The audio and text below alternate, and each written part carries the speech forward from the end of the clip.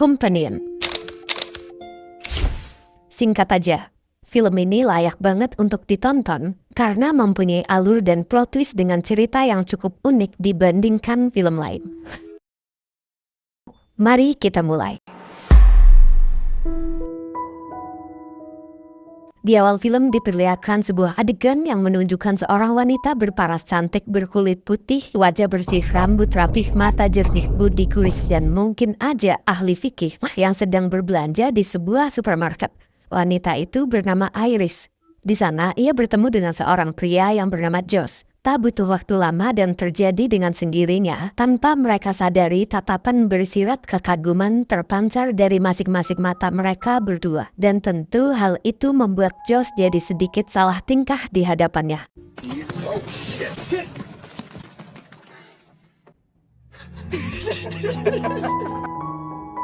I'm Josh. I'm Iris. Mereka pun berkenalan dan tiba-tiba menjalin sebuah hubungan. Tenang guys, emang kelihatan cepat banget dan singkat banget kok tiba-tiba mereka langsung berhubungan. Tapi emang kayak gitu alur pada film ini. Dan gak usah khawatir karena di tengah film ini nanti bakal ada penjelasannya. Oke, lanjut. Singkat cerita, Iris dan Josh yang sudah berpacaran berada di dalam sebuah mobil dan sedang melakukan perjalanan menuju sebuah villa untuk memenuhi undangan berlibur dari temannya Josh. Sesampainya di sana, terlihat seorang wanita bernama Kat yang sudah menunggu mereka di depan pintu. Look who I found. Ternyata Kat ini adalah teman dekatnya Josh sejak lama. Lalu villa tempat mereka berlibur adalah villa milik pacarnya Kat yang bernama Sergei. Sergei adalah orang yang kaya raya dan kaya banget. Hello. It's incredible. Yeah. Privacy does not come cheap, my friends. Katiunak, what room they are in? Di sini Kat mengundang beberapa temannya untuk datang berlibur di villa milik pacarnya dengan bebas. Tak hanya Josh dan Iris yang diundang, tapi terlihat ada dua pria yang bernama Ali dan Patrick. Di hari pertamanya di sana, mereka duduk melingkar di sebuah meja makan dan saling bercerita tentang beberapa pengalaman dari masing-masing mereka. Right? Yeah, this food is unbelievable. Thank you. Setelah obrolan di meja makan, mereka kembali ke kamar masing-masing, terkecuali Iris dan Kat. Mereka duduk berdua di sofa dan terlihat Kat yang sedang bercerita bahwa sebenarnya Sergei sudah mempunyai istri dan Kat hanyalah cem-cemannya. Kat juga menceritakan Sergei bisa sangat kaya raya karena dia mempunyai bisnis kotor yang ia jalani sampai saat ini. Hingga pada malam tiba, mereka semua berkumpul dan membuat party kecil-kecilan dengan diiringi sebuah lagu dan minuman.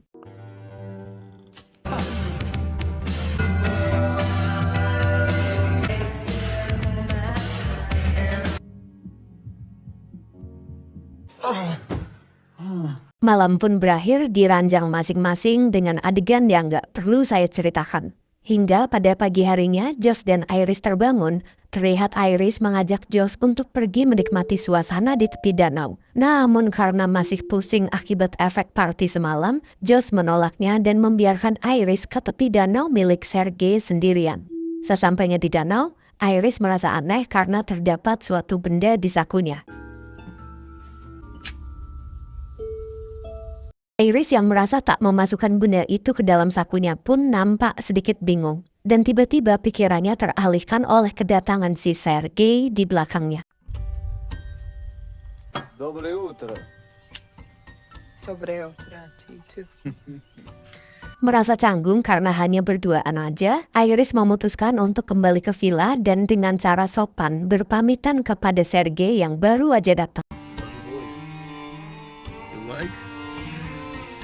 Josh, I really think I should see him. Josh's big boy is gift. Namun nampak Sergei yang sedikit memanfaatkan statusnya sebagai tuan rumah pemilik danau dan juga villa. Hingga ia meminta Iris untuk sejenak menemaninya. Keep this over Russian man company. Your time then is guest. Keep this over. Okay. Dengan berat hati, Iris pun menyetujuinya. Dan baru aja si Iris duduk, si Sergei yang merasa dirinya sebagai pria tampan dan pemberani malah ngelunjak dengan meminta ini. Back and shoulders is tough to reach. Didukung dengan keadaan Iris yang mau-mau aja, Sergei pun makin ngelunjak dan tak bisa menahan diri. you doing? Give Sergei permission. This is what you are for. Please stop. Karena penolakan dengan cara sopan tak berbuah hasil, akhirnya dengan terpaksa dan kepepet, Iris pun melakukan hal ini. I said stop!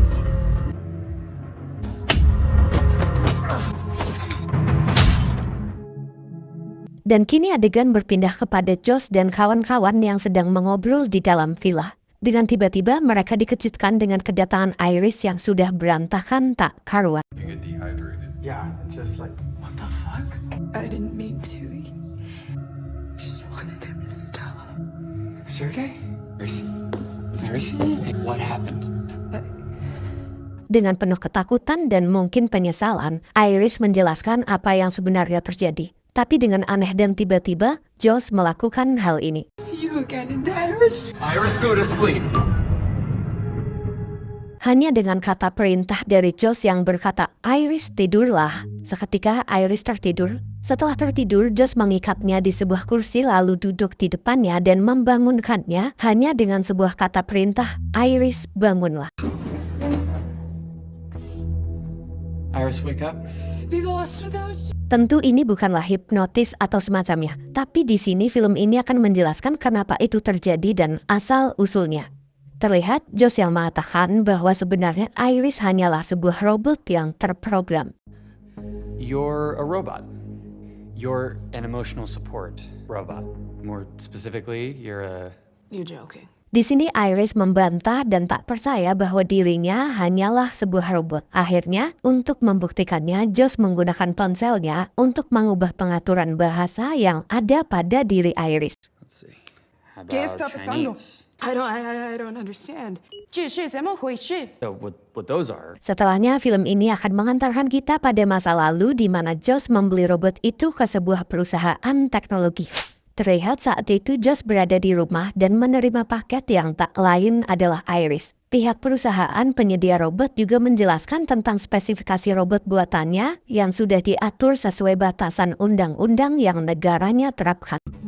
Okay, this is the user agreement. that they're robots? Not at all. You can change your voice, eye color, intelligence, and government regulations to limit how strong and smart. Robot juga bisa diatur agar nggak bisa berbohong, bisa mencintai, dan bisa diubah ke siapa tujuan cintanya. Cukup dengan meletakkan sidik jari si pembeli, maka robot akan mereset kesetelan pabrik. She can't lie.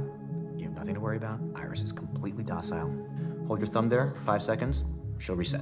Dan kita juga diberitahu bahwa sebenarnya pertemuan Iris dan Josh di awal film adalah sebuah tautan memori yang otomatis dilakukan sistem robot untuk memungkinkan dirinya mempunyai kenangan dan perasaan yang bertumbuh.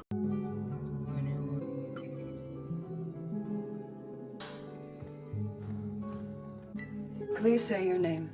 Josh.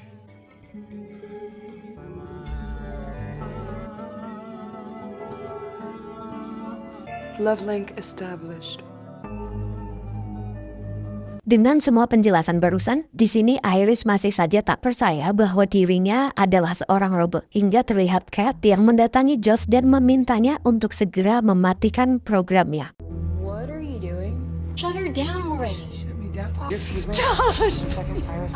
Nampak di sini Josh yang pergi mendatangi Kat untuk meminta izin sebelum men-shutdown program Iris. Dia ingin mengucapkan salam perpisahan terlebih dahulu, juga berterima kasih telah menemani sejauh ini. Mungkin aja sebenarnya Josh juga sudah menumbuhkan perasaan yang murni pada Iris. Tapi dengan Iris yang sendirian di sana, kecerdasannya pun difungsikan. Ia melihat sekeliling dan memikirkan cara untuk lepas dari ikatannya. Beruntungnya, Iris melihat sebuah benda dan langsung mengambil kesempatan yang ada. I'm just adding one tiny extra step. Just, it happens, and you're like, holy fuck. Tak lama kemudian, Josh kembali datang pada Iris, dan keadaannya Iris sudah berhasil melepaskan dirinya sehingga bisa melakukan perlawanan. Iris pun pergi dari sana dan tak lupa, ia juga membawa ponsel milik Josh yang di dalamnya terdapat sebuah aplikasi untuk memprogram dirinya. Setelah Iris pergi, Josh, Ali, dan juga Kat nampak sedang mendiskusikan sesuatu. Mereka sedikit dibuat khawatir dengan kepergian Iris. Di sini kita diberitahu bahwa sebenarnya mereka bertiga adalah komplotan. Dan semua hal yang terjadi di sana adalah sebuah rencana yang sebelumnya mereka telah siapkan. Diketahui sebelum membuat Dewa Salam, Josh telah merubah sistem pemrograman Iris dengan meningkatkan tingkat agresivitasnya. Tentu hal itu telah melanggar kesepakatan atau surat perjanjian pembelian dengan pihak perusahaan. Karena pihak perusahaan hanya akan bertanggung jawab atas semua hal yang dilakukan robotnya selama pengaturan robot itu tak diubah melebihi batas yang telah ditetapkan perusahaan dan pemerintahan. Diketahui di mana mereka ternyata memang sudah merencanakan semua ini dari awal, mereka pun belum memikirkan perihal Iris yang pergi. Untuk sementara, setidaknya sampai saat ini rencana mereka berhasil untuk menyingkirkan Sergei. Kini mereka mencoba masuk ke villa itu untuk membuka brankas milik Sergei. Melihat uang yang bertumpuk begitu banyak, muncullah sedikit perdebatan tentang pembagian. Di sana terlihat Josh yang berencana akan membagi uang itu untuk bertiga, yaitu Josh, Ali, dan Kat. Namun di sini Ali tak mau menerima hal itu. Ali bersikeras agar Josh sepakat untuk membaginya untuk 4 orang termasuk Patrick. Mendengar hal itu, Josh tak mau menerimanya. Karena Ali dan Patrick harus dihitung 1 orang dikarenakan sebenarnya Patrick itu adalah sebuah robot. Patrick, go to sleep. Eli? Ya, ternyata Patrick yang merupakan pasangan Ali di sana adalah sebuah robot. Maka dari itu pembagian yang dilakukan diharuskan untuk 3 orang saja. Mau tak mau, Ali pun setuju. Dan yang harus mereka lakukan sekarang adalah menangkap si Iris sebelum semuanya terbongkar. Karena jika semuanya terbongkar, maka sudah dipastikan mereka semua tak akan mendapatkan apapun selain kegagalan dan jeruji besi. One little robot girl in the woods. Akhirnya mereka pun menyusuri hutan untuk menangkap Iris dengan membawa sebuah senjotoi. Josh? Dan kini diperlihatkan Iris yang sedang duduk santai di hutan memegang ponsel milik Josh. Di sana Iris membuka aplikasi pemrograman dirinya dan iseng-iseng otak-atik fitur yang ada. Hello?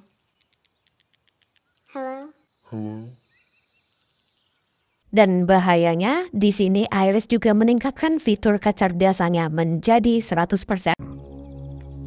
Wow, Josh.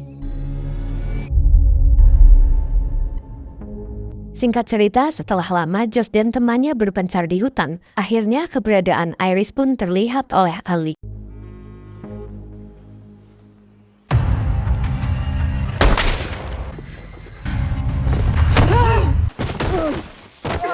Dengan keadaan yang terpepet, terpaksa Iris harus membuat Ali wassalam.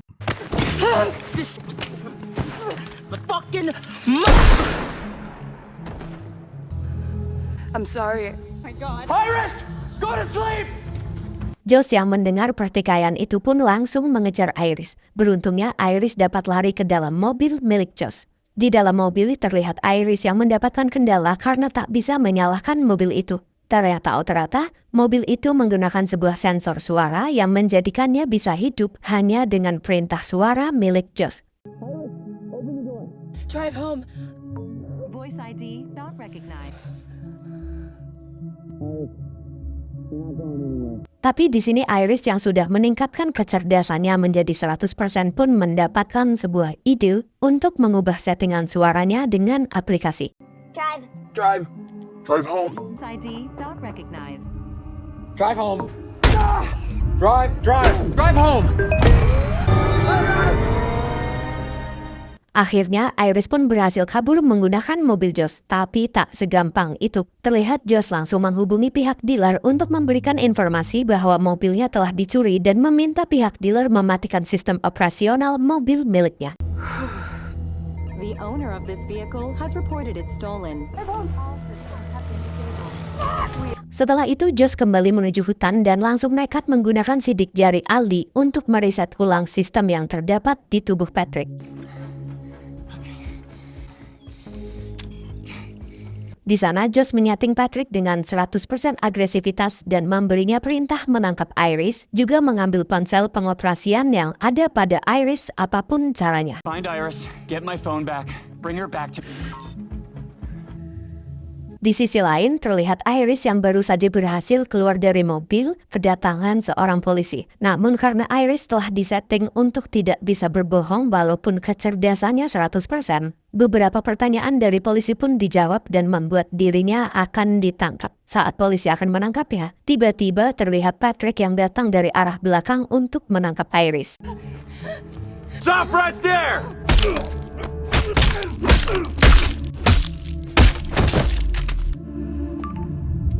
Singkat cerita, kini Iris tertangkap dan kembali dibawa ke villa menggunakan mobil milik polisi yang wassalam. Oh, fuck.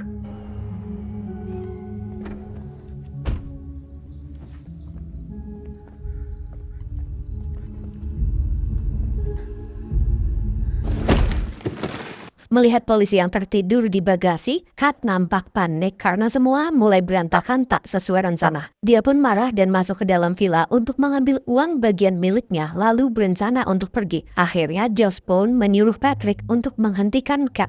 Namun dengan tingkat agresivitas yang 100%, Patrick salah mencerna itu dan melakukan hal ini. Patrick, stop her. Kini semua semakin berantakan. Terlihat Josh yang masih bersikap tenang karena dia juga merasa sedikit puas dengan keadaan sekarang di mana sudah pasti dia menjadi pemilik tunggal atas semua uangnya. Tak kehabisan akal, kini Josh merencanakan sebuah rekayasa untuk membuat semuanya yang terjadi nampak terjadi karena kesalahan sistem robot dan tentunya Josh akan menjadikan robot Iris sebagai kambing hitam. Rencananya dimulai dengan Josh yang menyuruh Iris untuk melakukan hal ini. I really didn't think you had it in you. Sorry, you can't put that on me. But you are the cause. Your greed caused this. This is No. you. No! You're right.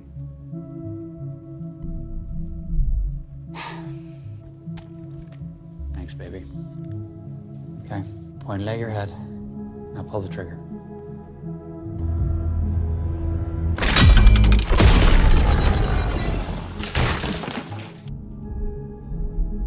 Setelah Iris wassalam, Josh menelpon pihak perusahaan teknologi untuk melaporkan kejadian dengan cerita rekayasanya. Singkatnya, perusahaan mengirimkan 2 orang petugas untuk mengambil Iris. And I'm handcuffed to the chair. And Iris is...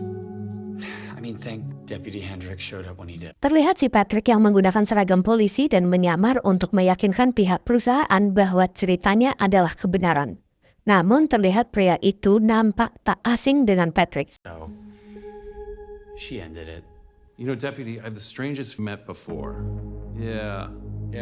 Merasa ada bau-bau tidak beres, petugas pun pulang membawa Iris dan mengatakan perusahaan akan mengecek CPU yang tertanam pada robot Iris untuk memastikan tak ada penyalahgunaan pada robot itu. Take it back to the lab. It's a fraud prevention thing. I think a companion sees and hears this record. Yeah, I mean, do you think their foot be recoverable? I mean, The important stuff for CPU, that's down here, and that seems to be undamaged. yeah, no, luckily. Mendengar itu, Josh pun terlihat sangat panik dan tak menduga bahwa ada sistem perekaman yang tersimpan secara otomatis di dalamnya. Kini petugas pun membawa Iris dengan mobil ambulan khusus robotnya. Baru saja akan melaju, tiba-tiba terlihat Patrick yang menghadangnya. Di sana si petugas baru teringat bahwa Patrick juga merupakan produk robot dari perusahaannya. What the hell is he doing? It's one of ours. That's a CY I'm making him a while ago. That's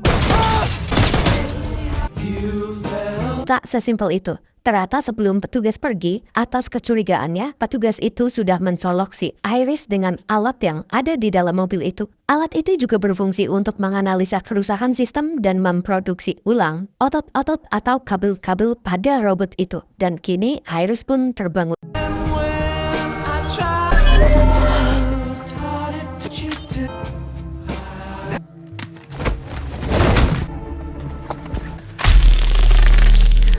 Setelah kejar-kejaran antara Patrick, petugas, dan Iris, di sisi lain di dalam villa terlihat Josh yang sedang memasukkan semua uangnya dan berencana untuk pergi. Tapi tak selang lama, Iris masuk ke dalam villa itu dan pertikaian pun tak terelakkan. God damn it, Iris. Teddy firm empathics. Total self-control. Work on me anymore, Josh. I'm free. You love me too much.